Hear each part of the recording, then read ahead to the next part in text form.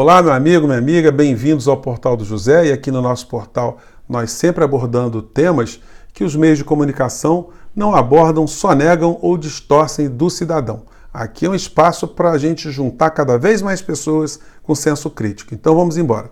No programa passado a gente falou de como a reforma da Previdência está sendo tocado a toque de caixa e, sobretudo, pela forma como tem feito as discussões. O Congresso Nacional, a Câmara Federal, aprovou por 370 votos mais uma perda de direitos daquele cidadão que quer se aposentar no futuro e que precisa da Seguridade Social. Dessa vez, os 370 deputados votaram, como está aqui, segundo o site da UOL, a Câmara define que pensão por morte pode ser menor que o mínimo. Veja decisões. Então o site do UOL aqui está nos mostrando que mais um direito, que era um direito mínimo do cidadão brasileiro hoje, está sendo subtraído para beneficiar o sistema financeiro, as grandes corporações, as empresas que pretendem se utilizar da capitalização que ainda não foi totalmente destituída desse processo todo. Paulo Guedes quer implementar o sistema de capitalização, porque se isso acontecer, as corretoras, os bancos ganharão muito mais dinheiro às custas do trabalhador, do aposentado, do servidor público brasileiro. Pois bem, esse esquema todo não surgiu da cabeça de Paulo Guedes. Isso tudo já foi implementado em outros países, só que países que passaram por ditaduras, como foi o caso do Chile. Paulo Guedes estava por lá, trabalhou num período que a ditadura Pinochet desaparecia com jovens professores, intelectuais, pensadores chilenos, esmagando o povo chileno na base da repressão, na base da tortura, e Paulo Guedes estava lá ajudando a implementar esse modelo que no final da história fez com que houvesse mais concentração de renda na mão de pequenos grupos e uma socialização de falta de direitos sociais para o povo chileno. Agora, sem essa repressão violenta, ou pelo menos constituída, e sim com uma ditadura dos meios de comunicação, que são sócios desse sistema financeiro todo, Paulo Guedes está usando o povo brasileiro como cobaia. Foi feito um trabalho muito bem feito junto às bancadas que Bolsonaro antigamente dizia que ser bancadas de picaretas, de bandidos, que agora estão alinhados com esse governo. Diga-se passagem, nenhum desses deputados tem a coragem de se reunir com seus eleitores para explicar que está votando contra seus eleitores. A cara de pau mais evidente que a gente viu foi do deputado Onyx Lorenzoni, que chegou e disse que o Brasil estava dando um grande passo. O Brasil de quem, deputado Onyx? Porque o Brasil é de brasileiros. Se o senhor está votando contra os brasileiros de uma maneira geral, de que Brasil o senhor está falando? De que Brasil esses deputados todos estão falando? Infelizmente, o Brasil, o povo brasileiro está tendo uma derrota muito grande nesse processo da reforma da Previdência. Só um milagre fará com que no Senado haja uma correlação de forças que modifique aquilo que Paulo Guedes e o sistema de comunicação, o dinheiro, as grandes corporações financeiras, financistas, nacionais e internacionais estão praticando no Brasil. E para piorar a situação, e aí isso deveria ser objeto de uma grande crítica, de uma grande observação, uma juíza lá do Paraná decide de uma forma totalmente inusitada, extemporânea, dá um despacho no sentido de transferir o presidente Lula, o ex-presidente Lula de Curitiba, para São Paulo, certamente para expor o ex-presidente Lula em mais um episódio de humilhação.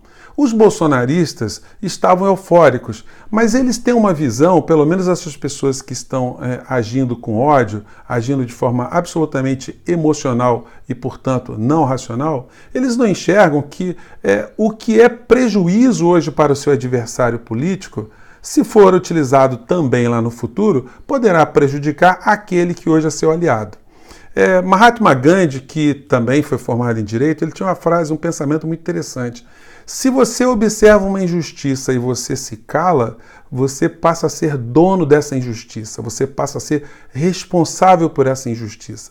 Então todos nós, independente de sermos fãs ou de não gostarmos de determinadas pessoas, nós temos que lutar para que o direito valha para todos. Os bolsonaristas muitas vezes esquecem ou simplesmente nem levam em consideração que Bolsonaro é presidente da República hoje, mas amanhã ele não será mais presidente da República, a menos que ele vire o imperador perpétuo do Brasil. Se isso não acontecer, ele estará sujeito a todo tipo de processo. E vocês gostariam, vocês bolsonaristas, que o seu presidente, que o presidente da República, fosse tratado de forma injusta, de forma ilícita, de forma ilegal, sofresse perseguições, que você que é bolsonarista, amanhã o regime mudando, você sofresse todo tipo de injustiça? Então, gente, vamos pensar um pouco mais com a razão e não vamos deixar que o Brasil se transforme numa república autoritária, numa república onde o império da lei não valha mais para ninguém. Então vamos lutar para que, não que as pessoas que a gente goste sejam beneficiadas, mas que a lei possa valer para todos. Bom, isso posto, essa transferência do ex-presidente Lula, ainda bem foi revista pelo Supremo Tribunal Federal, mas ela acabou funcionando como mais um ambiente de distração da sociedade brasileira. E o ex-presidente Lula, numa entrevista que ele deu para Juca Kfouri e o Zé Trajano, foi uma entrevista longa, né, de quase 2 horas. Eu pensei 2 momentos que o ex-presidente Lula ele acaba fazendo uma autocrítica, uma coisa que talvez ele não fizesse se fosse para um jornalista ou diante de um jornalista que ele não tivesse muita abertura, que ele não tivesse absolutamente relaxado, que tem a ver com o comportamento dos meios de comunicação, que inclusive estão apoiando o governo Bolsonaro, pelo menos, ou melhor dizendo, estão apoiando as reformas de Guedes introduzidas dentro do governo Bolsonaro. Então Lula acaba fazendo uma grande reflexão que passou desapercebido por muitas pessoas, mas vale a pena a gente observar e eu quero comentar com vocês. São 2 passagens só que eu peguei, tá, gente? Vamos pegar aqui essa aqui, deixa eu ver. Essa aqui é a primeira, tá? Observem o que foi dito nessa passagem aqui para o Juca Kfouri. Vamos lá, fala. Os empresários brasileiros, todos. O senhor poderia nominá-los, dizer que, porque, por exemplo, até onde é possível imaginar, algum dos marinhos os visitou? Muito, eu tive várias conversas. Eu tive com o João Roberto Marinho na casa do Palocci. Logo depois da manifestação de 2013, que eu queria... Pequena pausa. O presidente Lula, ele caiu na ilusão de que dá para você fazer algum tipo de acordo com gangsters, com pessoas que atuaram contra o povo brasileiro durante toda a sua existência. Dá para ter algum tipo de acordo, dá para ter algum tipo de companheirismo com a família mais rica do Brasil. Sim, porque a família Marinho, muita gente não sabe, é a família mais rica do Brasil. Eles dividem o patrimônio entre os filhos para não ficarem sempre nessa posição muito evidente. Mas se você soma a riqueza de todos os Marinho, eles são a família mais rica do Brasil, diga-se de passagem, que tiveram muitos benefícios ao longo da ditadura militar brasileira.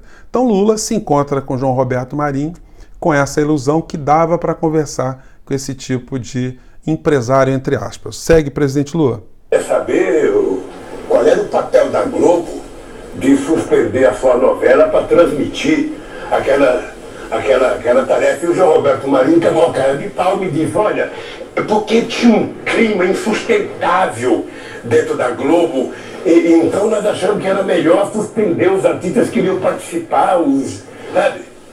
Olha, ele não suspender a grade da Globo nem pro enterro do Dr. Roberto Marinho. Bom, eu vou colocar esse vídeo para vocês. Esse vídeo, inclusive, está no portal do deputado Paulo Pimenta. E eu separei uma outra passagem também e eu faço a crítica aqui das duas ao mesmo tempo, tá? Vamos pegar aqui mais um ponto aqui que eu achei muito significativo também uma certa ingenuidade do ex-presidente Lula. Vamos lá. Tem mais universidade, mais escolas técnicas. Uma coisa que eu digo sempre, era necessário e hoje é urgente fazer uma regulação dos meios de comunicação nesse país. Aí eu vou ser obrigado a fazer uma pequena pausa, só para mostrar uma ironia, né? O ex-presidente Lula reconhecendo que fundamental numa democracia é você fazer... Ele usou a expressão que a esquerda usa muito, né? Regulação dos meios de comunicação.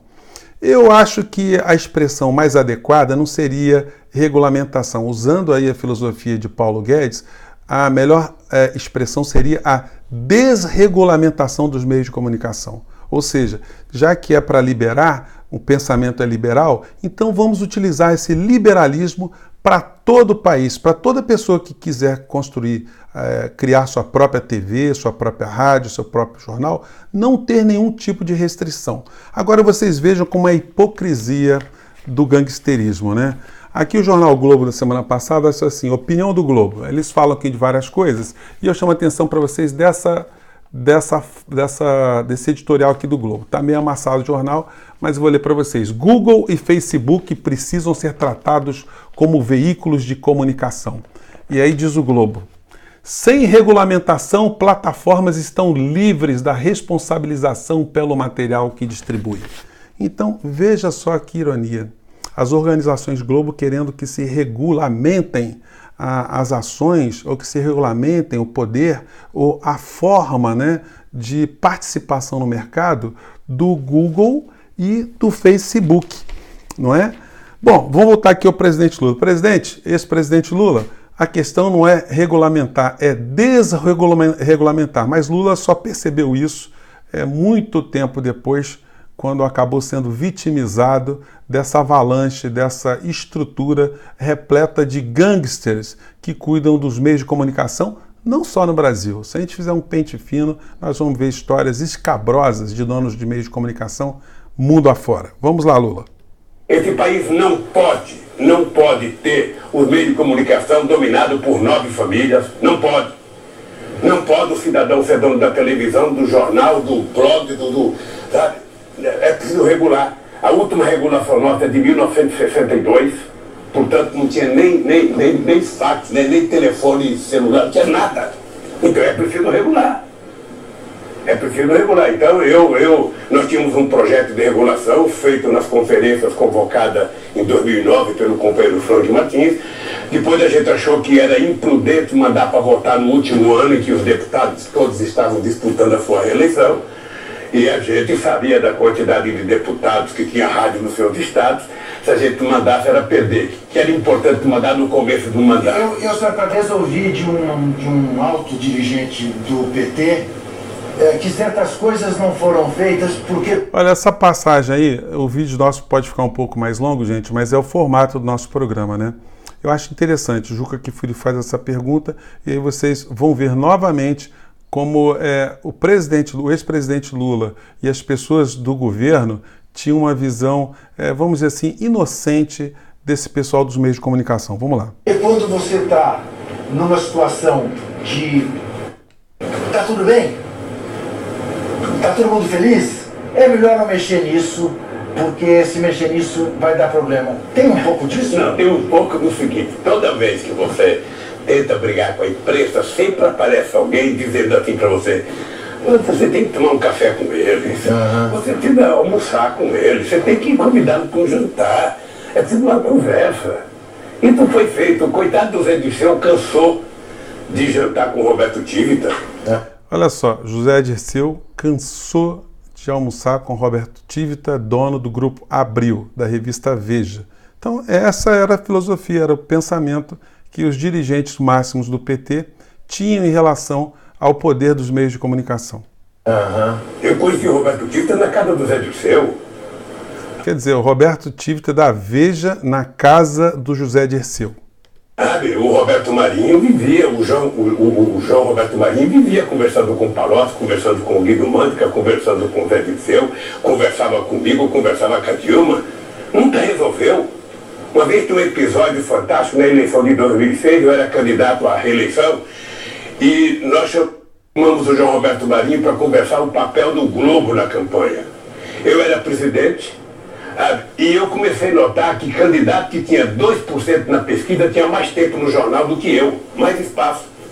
Aí chamamos o João Roberto Marinho para conversar, nós tínhamos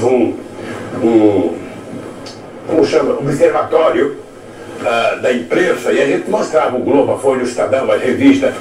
Era um absurdo. A Luiz Helena tinha o dobro de tempo que eu tinha no Jornal Globo. E aí nós chamamos o Roberto Marinho para uma conversa, o que estava acontecendo. Ele falou, não, todo mundo é igual, nós tratamos igual, não sei das quantas e tal. Aí a Dilma falou, mas se vocês contratam igual, por que no editorial vocês dão um tratamento diferenciado para o Lula? Não, o editorial sou eu que faço. Aí a Dilma pegou o editorial e falou, esse aqui foi você que fez? O editorial metendo o cacete em mim. Ele falou, não, eu não vi. Se você não viu, como é que você fez?